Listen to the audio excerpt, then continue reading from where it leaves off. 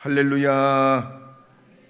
오늘 이 아침에 나오신 여러분들을 주님의 이름으로 축복합니다. 오늘은 성령 강림 후 22번째 주일이자 종교개혁 506주년 기념주일입니다. 그리고 10월 마지막 주일이기도 합니다. 곡식을 추수하고 낙엽이 떨어지는 늦가을이 됐습니다. 앞으로 10일 정도 있으면 입동이 됩니다. 주님 안에서 여러분의 삶에 다하시는 은혜로 더욱 강건하시기를 주의 이름으로 축복합니다. 우리 찬송가 17장 사랑의 하나님 1절 부르고 간주하고 2절 화답 찬송하겠습니다. 17장입니다.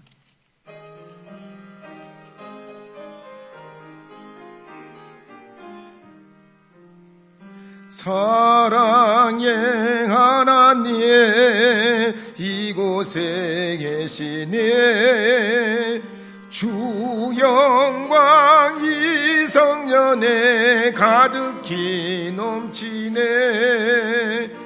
거룩한 주님 앞에 죄인된 우리들 경건한 마음으로 찬양합니다.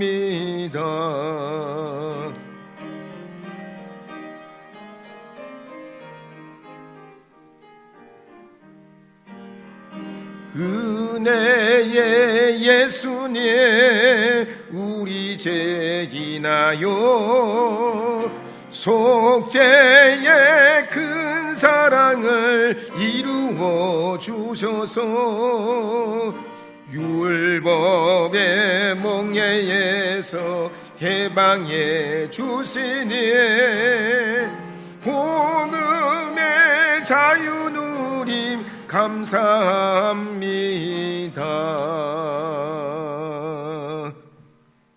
저는 오늘 마태복음 22장 34절에서 46절 말씀을 중심으로 하나님의 사랑이라는 제목으로 말씀을 선포하려 합니다. 마태복음 22장 34, 35, 36절 말씀 함께 읽어보겠습니다. 예수께서 사두개인들로 대답할 수 없게 하셨다 함을 바리새인들이 듣고 모였는데 그 중에 한 율법사가 예수를 시험하여 묻되 선생님, 율법 중에서 어느 계명이 크니까? 아멘. 마태복음 22장 중반절부터는 예수님과 바리새인, 또 예수님과 사두개인, 그리고 다시 예수님과 바리새인이 논쟁하는 말씀이 나옵니다. 처음에는 세금 문제로 논쟁을 걸어오고 그 다음에는 부활에 대해서, 그리고 그 다음에는 토라 중에 가장 큰 계명이 무엇인지 논쟁을 걸어왔습니다. 그러나 마태복음 22장 46절에 보면 이렇게 결론 맺고 있는 걸 볼 수가 있습니다. 46절 말씀 읽어보겠습니다. 한마디도 능히 대답하는 자가 없고 그날부터 감히 그에게 묻는 자도 없더라. 예수님은 본래 천지 만물을 지으시고 지금도 세상을 주관하시고 섭리하시는 성자 하나님이십니다. 그래서 요한복음 1장 3절에 보면 이렇게 기록합니다. 요한복음 1장 3절 읽어보겠습니다. 만물이 그로 말미암아 지은 바 되었으니 지은 것이 하나도 그가 없이는 된 것이 없느니라. 예레미야서 51장 15절 말씀도 읽어보겠습니다. 여호와께서 그의 능력으로 땅을 지으셨고 그의 지혜로 세계를 세우셨고 그의 명철로 하늘을 펴셨으며, 그러므로 사람의 지혜로 만물을 지으신 성자 예수님의 지혜를 넘어설 수 없습니다. 앞으로 50년 후에는 인공지능을 활용한 세상이 도래되게 되고 2030년부터는 무인 자동차가 상용화되는 단계까지 나가지만 전자는 전자고 컴퓨터는 컴퓨터지만 예수님의 그 지혜는 세상의 근본이 되는 것입니다.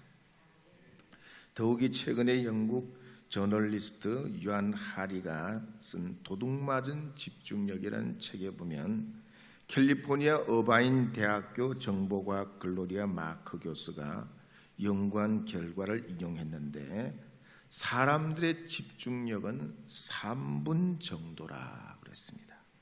또 오레곤 대학의 마이클 포스너 교수의 연구 결과에도 보면 사람은 무언가 집중하고 있다가 방해받으면 다시 전처럼 집중 상태로 돌아오는 데는 평균 23분이나 걸린다 그랬습니다.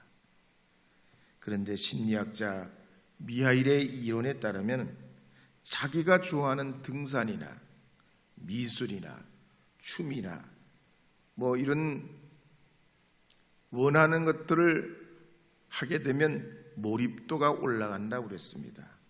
그렇지만 그것도 한 번에 하나만 가능하지 멀티태스킹으로 2개, 3개, 4개, 10개는 안 된다는 겁니다. 그래서 제대로 몰입하려면 의미 있는 일, 중요한 일, 아주 가치 있는 일을 시작해야 몰입이 가능하고 어렵거나 이러면 초조해지고 평정심을 잃게 돼서 결국은 몰입을 못한 게 된다고 그랬습니다. 그렇다면 우리가 제한된 인생에서 보다 더 가치 있는 삶을 살기 위해서는 어떻게 해야 할까요? 최근에 이스라엘은 하마스에게 공격을 받고 전쟁을 치르면서 지금 가자 지구의 사람들을 비롯해서 5,000명 혹은 8,000명까지도 말이 나옵니다. 미국도 그렇습니다. 민간인들이 총을 약 4억 정 정도 가지고 있습니다. 그래서 미국은 총 때문에 대통령도 암살당하고 학교나 클럽이나 여러 야외 활동에서 끊임없는 사고가 일어납니다. 2014년에는 273번 사고나고 2015년에는 336번 사고나고 2016년에는 383번 사고가 납니다. 그리고 이제는 점점 더 갈수록 2020년에는 610번, 2021년에는 690번, 2022년 지난해는 647번 총기 사고가 일어납니다. 하루에 53명이 평균 총 때문에 죽습니다. 살인사건이 나면 79%가 총 때문에 죽은 겁니다. 그런데도 총기 사용을 합법화할 수밖에 없고 합법화하고 있습니다. 사람이 똑똑한 것 같고 유능한 것 같고 지혜로운 것 같은데 어리석기 짝이 없고 정작 해야 할 일은 못하고 하지 말아야 할 일을 하는 것이 사람이란 말이에요. 그래서 오늘 본문에도 보면 바리새인들도 모세오경을 깊이 연구했습니다. 그리고 그 연구하는 가운데 뭐뭐 하라 하는 말씀 248개, 뭐뭐 하지 말라 365개로 뽑아내가지고 이 613가지 토라를 613가지로 나눕니다. 그리고 그 중에 무게 있는 계명, 무게가 약한 계명으로 나눠서 예수님께 시험을 한 거지요. 선생님, 율법 중에 어느 계명이 가장 큽니까? 예수님이 누구십니까? 성자 예수님, 지혜의 주님이십니다. 우리가 예수님 믿고 성령으로 거듭나면 예배와 섬김과 진교와 이 사귐을 통해서 교회 안에서 하나님 말씀을 가까이 하고 경건한 삶을 살게 될 때 무진장 내가 공부하고 경험해서 얻는 지혜와는 다른 하나님이 우리와 함께 하시기에 주시는 지혜와 명철이 있습니다. 그래서 시편 119편 97절에서 100절 말씀에 보면 이렇게 기록하는 말씀이 나옵니다. 함께 읽어보겠습니다. 내가 주의 법을 어찌 그리 사랑하는지요. 내가 그것을 종일 작은 소리로 읊조리나이다. 주의 계명들이 항상 나와 함께하므로 그것들이 나를 원수보다 지혜롭게 하나이다. 내가 주의 증거들을 늘 읊조림으로 나의 명철함이 나의 모든 스승보다 나으며 주의 법도들을 지킴으로 나의 명철함이 노인보다 나으니라. 더욱이 우리 성자 예수님은 아브라함 시대에는 세 사람 중에 한 분으로 나타나시고 모세 시대는 가시떨기 불꽃 가운데 하나님의 사자로 나타나시고 우리에게 지혜와 능력의 근원이 되시어 지금도 성령을 통하여 여러분의 삶에 여러분이 나아가고자 하는 것에 여러분이 바라보는 곳에 지혜와 능력을 주시는 주님이십니다. 그런데 이 바리새인들이 이 지혜의 예수님을 모세 율법을 가지고 시험하고 이단으로 낙인 찍어서 죽이려 합니다. 그럴 때에 예수님께서는 마태복음 22장 37절 38절에서 이렇게 말씀하십니다. 함께 읽어보겠습니다. 예수께서 이르시되 내 마음을 다하고 목숨을 다하고 뜻을 다하여 주 너의 하나님을 사랑하라 하셨으니 이것이 크고 첫째 되는 계명이요. 성경의 가르침의 핵심은 하나님 사랑, 이웃 사랑입니다. 그래서 바리새인들은 이와 같은 하나님 사랑, 이웃 사랑을 바르게 받아들이지 않고 자기 중심으로 이해하고 그렇게 자신들의 삶을 살아갔습니다. 그런데 오늘날 우리가 살고 있는 이 사회는 여러분 어떻습니까? 어느 쪽으로 가고 있습니까? 초개인화의 가족 중심 사회로 가고 있습니다. 그래서 사업도 교육도 훈련도 AI도 모두 개인에게 다 맞춤하는 시대입니다. 세상의 중심을 인간에게 모두 초점을 맞춰 가지고 있습니다. 근데 문제가 뭐냐? 갈수록 공공이익이나 타인에 대한 배려가 점점 더 사라지는 삭막한 세상이 되고 있습니다. 더욱이 성경과 역사에 보면 사람이 중심이 되고 하나님과 타인이 언저리로 밀려나는 시대는 항상 부패와 타락과 멸망과 심판밖에 없었음을 볼 수 있습니다. 가령 사사기에 보면 기드온의 이야기가 나오는데 이스라엘이 7년 동안 미디안과 아말렉 사람, 동방 사람들로부터 극도의 고통을 받습니다. 농사 지어놓으면 다 그들이 빼앗아가고 무슨 걸핏하면 무력을 동원해가지고 이스라엘 백성들을 괴롭힙니다. 그때 하나님께서 기드온을 통하여 300명 용사를 세워서 13만 5천 명을 물리치시게 합니다. 그때 이 백성들은 보이지 않는 하나님보다 보이는 인간 기드온을 영웅시합니다. 그럴 때 기드온은 처음과는 달리 점점 부귀 향락에 빠지면서 타락의 길로 접어들게 됩니다. 결국 가문도 망하고 자녀도 망하고 나라도 위기에 처하게 됩니다. 독일 역사를 봐도 그렇습니다. 19세기, 20세기 초에 독일을 위시한 유럽 전체가 경제난으로 어려움을 당하게 됩니다. 본래 독일은 루터가 종교개혁을 시도한 이후에 토마스 민처 같은 사람이 이제 루터의 제자고 함께 동역하는 사람이 되어서 큰 종교개혁에 이런 역할을 합니다. 안데레아 폰 칼스타드도 루터의 동료 교수로서 역할을 하고 멜랑이통도 인문학자로서 역할을 하고 일리쿠스도 신학자로서 역할을 하고 켐니츠, 우르시누스, 올레비아누스 같은 훌륭한 개혁자들이 많이 배출되게 됩니다. 그러나 이 종교개혁 이후에 독일이 30년 종교전쟁을 하면서 경제도 점점 어려워지고 국제정서도 어두워질 때 혜성처럼 나타난 사람이 있습니다. 그게 누구냐면 히틀러입니다.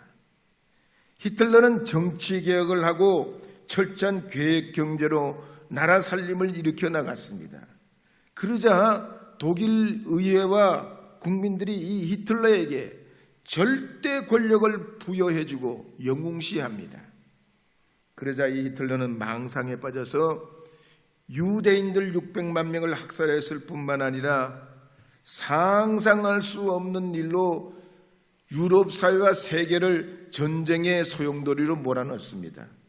결국 독일군이 200만 명 전사하고 러시아군이 170만 명이 죽고 프랑스군이 140만 명이 죽고 오스트리아, 헝가리아군이 120만 명 죽고 영국군도 90만 명이 전사하게 됩니다. 가까운 일본도 그랬습니다. 700년 동안 그들은 무신들이 다스리던 막부시대를 끝내고 1853년 미국의 교역의 문을 열면서 국왕 중심으로 메이지 유신을 단행하게 됩니다. 그들은 정치개혁을 하고 조세개혁을 하고 시민평등을 실현하고 선진문물을 받아들여서 헌법도 만들고 세계경제 대국 6위에 올랐습니다. 그러나 그들이 그렇게 넘치는 힘을 가지고 인류 평화와 세계를 위해서 쓴 것이 아니라 우리나라와 만주와 미국과 중국과 필리핀을 침략하는 데 사용을 합니다.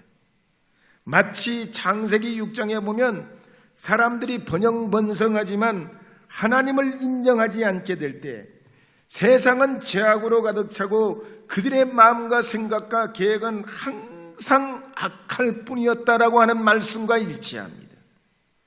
출애굽 시대나 광야 시대나 나라를 세운 왕국 시대에도 하나님 없는 문화와 나라는 부패 부정으로 가득하고 다른 나라를 침략하거나 침략받는 이런 역사가 반복됩니다. 그래서 하나님과 하나님 사랑 없는 세상은 아무리 정보통신기술이 발달하고 생명공학이 발달하고 나노초정밀 기술이 발달하고 환경공학이 그냥 1등 가고 우주공학이 세계 1위래도 문화 콘텐츠 K문화가 온 세계를 더듬어서 많은 부가가치를 일으켜낸다 하더라도 미래는 없는 것입니다. 그런데 스페인 역사를 보면 그렇지 않습니다. 스페인은 약 500년간 로마 제국의 지배를 받고 주 5세기경에는 게르만 민족의 침략을 받게 됩니다. 그러다가 다시 주 8세기부터 15세기까지 800년 동안 이슬람 제국의 지배를 받습니다. 스페인 로마 제국의 게르만 민족의 그리고 이슬람 제국의 연속적으로 수백 년 동안 침략당하고 나라가 산산조각 납니다. 그런데 13세기 무렵에 스페인의 기족이고 명문대학의 교수였던 라몬 널은 자기 꿈을 버리고 하나님의 거룩한 이름으로 모슬렘 선교에 나가게 됩니다. 그는 2번이나 발각이 돼가지고 한 번은 감옥에 가서 감금을 당하고 2번째는 성벽에 끌려가서 돌에 맞아 순교하게 되는데 끝까지 예수님을 포기하지 않고 믿음으로 예수 사랑을 보여주게 될 때 잠자고 있던 스페인 사람들이 깨어나고 그 모슬렘의 영향에서 벗어나는 동기가 됩니다. 네덜란드에서 선교했던 게린드 물러도 그랬습니다. 박해자들은 이 물러에게 믿음을 버리면 살려주지만 믿음을 끝까지 지키고 성경 읽기를 계속한다면 화형을 시키고 또 자녀들 가족들까지도 무사치 못하게 된다고 협박을 합니다. 그때 이 게린드 물러는 만약 하늘이 진주고 땅이 금덩어리라 해도, 내가 이 하늘과 땅을 다 잃어버린다고 해도 나는 내 자손과 후손들이 그리스도만은 포기할 수 없는 그런 가족으로 살겠다고 순교합니다. 종교개혁 역사를 봐도 그렇습니다. 1517년 종교개혁 중심의 역할을 했던 루터가 1483년에 독일 아이슬레벤에서 태어나가지고 34살의 비텐베르크 교회 앞에 95개의 조항을 계시합니다. 결국 4년 뒤에 교황청으로부터 파문을 당합니다. 그리고 프리드히 선제후의 도움을 받아가지고 바르트부르크 성에 숨어 있다가 하루 4시간씩 기도하면서 독일어로 성경을 번역하게 됩니다. 어떻게 보면 루터가 갇히고 붙잡히고 제한당하고 하나님의 복음을 위해 살려가다가 개인적인 엄청난 그런 불이익과 어려움을 당할 때 아무것도 할 수 없고 조금도 나아갈 수 없는 듯 했습니다. 그런데 그때 하나님께서는 루터의 동력자요, 비텐베르그 대학의 동료요, 당대 최고의 인문학자인 평신도 필립 멜랑이톤을 루터 대신 종교개혁 중심에 서게 합니다. 그리고 개신교 최초 고백인 아우스부르크 신앙고백을 21개 조항을 발표하게 되고, 이 신앙고백은 나중에 루터교와 성공회와 감리교의 신앙고백의 기초가 됩니다. 그러므로 종교개혁 506주년을 맞이하는 우리가 오직 믿음, 오직 은혜, 오직 성경, 오직 그리스도, 오직 하나님 영광을 위해 마음을 다하고 뜻을 다하고 우리의 온 힘을 다해서 하나님 사랑하고 이웃을 사랑하게 될 때 여러분의 가정도 살고 교회도 살고 지역도 살며 나라와 민족이 복을 받게 될 줄 믿으시기 바랍니다. 그렇다면 우리가 이 하나님 사랑, 이웃 사랑을 어떻게 실천하며 연결하여 살아가야 할까요? 예레미야서 31장 3절에 보면 이렇게 기록하는 말씀이 있습니다. 함께 읽어보겠습니다. 옛적에 여호와께서 나에게 나타나사 내가 영원한 사랑으로 너를 사랑하기에 인자함으로 너를 이끌었다 하였노라. 하나님 사랑은 얄팍한 사랑이 아니에요. 영원한 사랑이랍니다. 목숨까지 내어주는 사랑입니다. 주님의 사랑의 깊이와 넓이는 이루 우리가 증량할 수 없는 것입니다. 요한일서 4장 10절 11절에도 보면 하나님 사랑에 대해서 사도 요한이 이렇게 증거합니다. 10절 11절 읽어보겠습니다. 사랑은 여기 있으니 우리가 하나님을 사랑한 것이 아니요 하나님이 우리를 사랑하사 우리 죄를 속하기 위하여 화목제물로 그 아들을 보내셨습니다. 사랑하는 자들아, 하나님이 이같이 우리를 사랑하셨은즉 우리도 서로 사랑하는 것이 마땅하도다. 그래서 데이비드 카슬이라는 사람은 이 하나님 사랑을 5가지로 요약했습니다. 하나님 삼위일체 하나님이 우리를 사랑하시는 그 사랑은 역사와 우주 가운데 뿐만 아니라 죄인된 우리를 구원하시고 택해 주시고 말씀을 통해 구원의 길을 열어주셨다고 요약합니다. 또 휘튼 대학교에 인류학을 공부하고 노스캐롤라이나와 듀크 대학의 박사과정을 한 캐리 체프맨은 하나님 사랑과 이웃 사랑에 대해서 5가지로 우리에게 권면합니다. 첫째는 하나님 사랑하는 사람은 서로 인정하는 말을 해야 된다고 했습니다. 다른 사람을 인정하는 말을 해야 된다는 겁니다. 다른 사람의 행동이나 또 외모나 성격에 맞추어 가지고 그 사람에게 맞는 말로 표현해야 된다는 겁니다.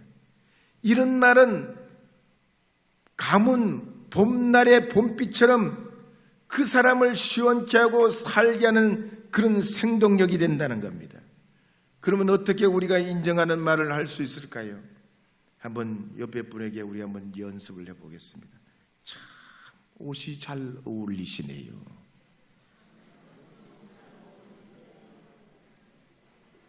어떻게 잘 어울리는 것 같아요? 여러분의 눈으로 볼 땐 안 어울릴 수는 혹시 있을 수는 있어요. 근데 그분이 볼 땐 어떻게 입어서 참 잘 어울리게 입으신 겁니다. 한 번 더 인사해봐요. 옷이 참 잘 어울리시네요. 참자를 길게 빼야 돼요.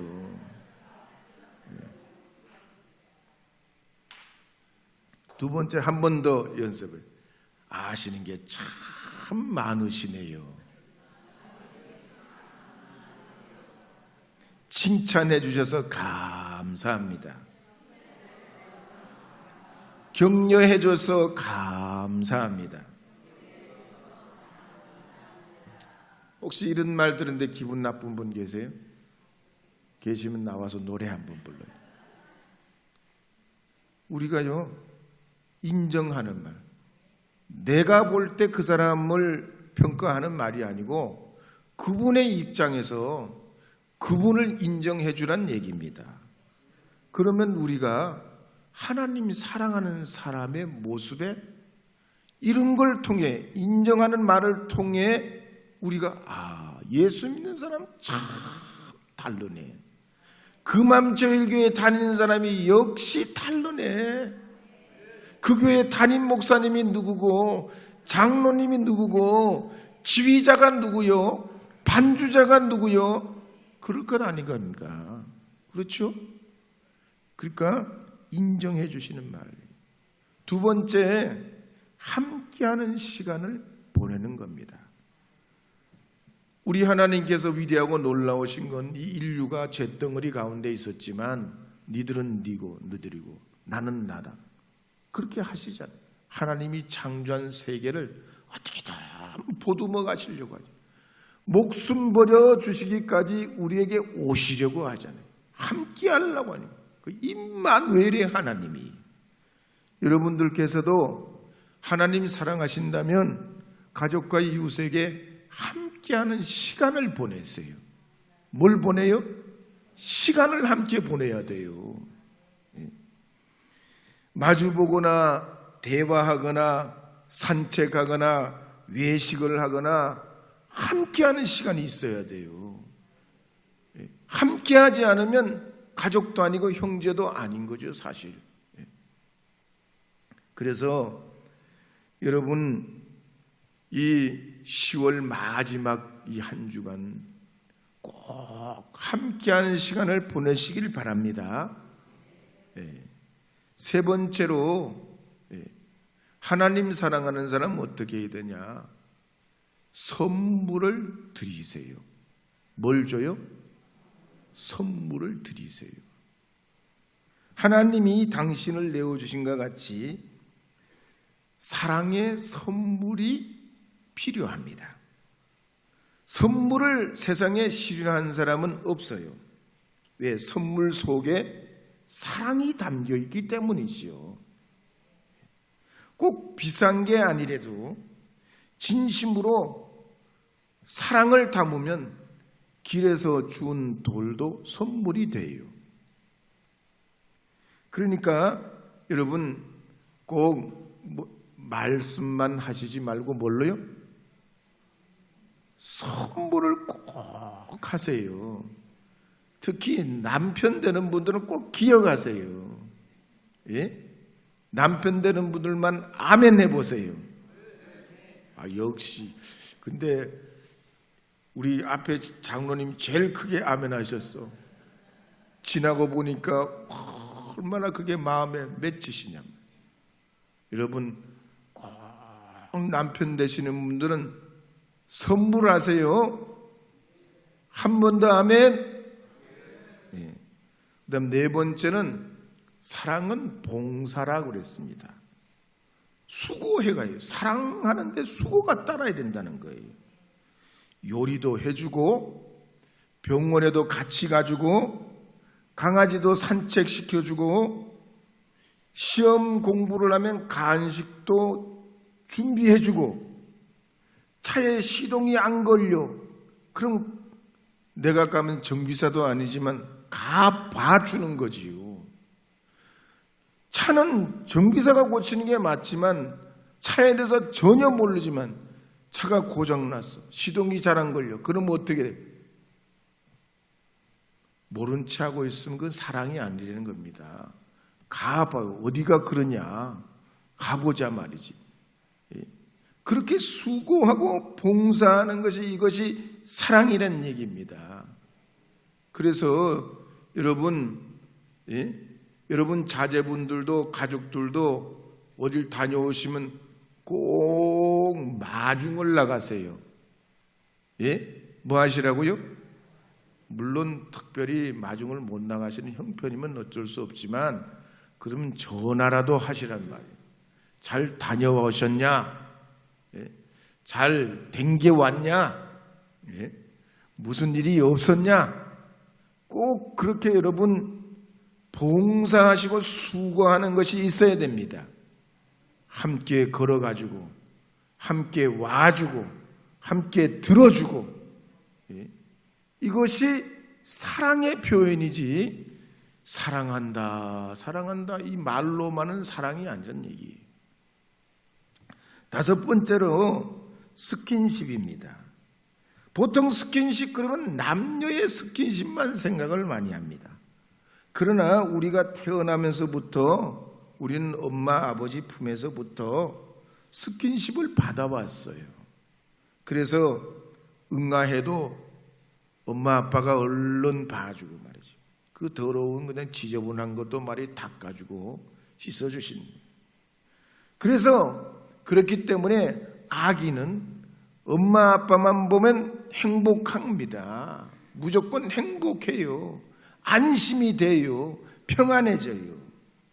그러다가 이 아이가 자라가지고 학교를 가게 되면 손을 잡아주고 안아주고 집으로 돌아오면 기다렸다 맞이해주고 환영해주고 이것이 스킨십이요. 세상에 돈 버는 일도 소중하고 사람을 만나는 일도 중요하지만 여러분 가정으로부터 그렇게 스킨십을 실행하고 사랑을 해줄 때 여러분의 가족도 세상에 나가서 하나님의 사람으로 사랑의 사람이 되는 줄 믿으시기 바랍니다. 그래서 잘했을 때는 하이파이브 뭔지 아시죠? 두 분씩 한번 짝지어서 한번 손바닥 짝 소리가 날 때까지 한번 하이파이브 시작 하이파이브. 설교를 하다 별걸 다 시키고 한 번 더 하이파이브. 수고하셨다는 거죠. 잘했다는 거죠. 힘든 일이 있으면 파이팅하고 등을 두드려주고 그럴 때 우리가 자동차에 기름이 다 다르면 주유소에서 채우듯이 이렇게 스킨십 또 수고해주고 봉사하고 때로는 선물도 주고 또 함께하는 시간도 보내주고 인정하는 말을 해주면 마음에 점점 가진 게 없어도 뿌듯해지고 든든해지고 평안해지고 피부도 좋아지고 건강도 해지고 꼭 그렇게 하시기를 바랍니다. 시장 갔다 오시면 여러분 댁에 계신 가족들을 위해서 꼭 아이스크림이라도 하나 사가지고 오시고 그 별거 아니지만 그게 말이죠. 가족들을 생각하는 표현이잖아요. 꼭 여러분들도 주님 안에서 하나님이 사랑 닮으시어서 쌀쌀해지고 주어지려 하는 이 10월 말에 하나님의 그 사랑을 실천하고 이루어가는 주님의 자녀들이 다 되시기를 바랍니다.